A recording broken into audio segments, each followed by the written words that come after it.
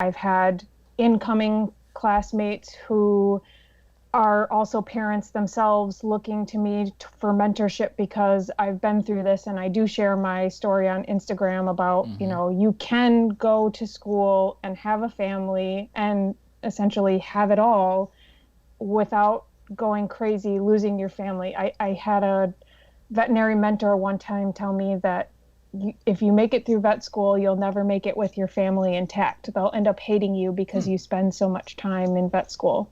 And I just thought that was really like poor advice to give somebody who wants to join veterinary medicine. Yeah. And I've found the opposite. It's not always easy, and there are bumps along the road.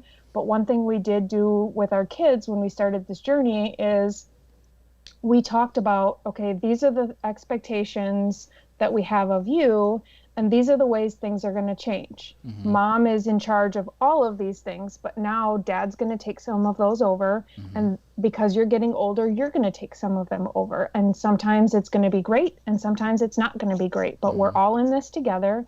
And we made sure that everybody was on board with me going back to school and pursuing my dream. And at no point have my kids ever said, please stop. I want you to stop. I'm done with you being away or missing events or anything like that. Yeah. When I'm the one feeling guilty about, well, I'm sorry I didn't, make it to your hockey game or your recital or whatever, they're like, no, it's okay. It's fine. You've got vet school. We understand.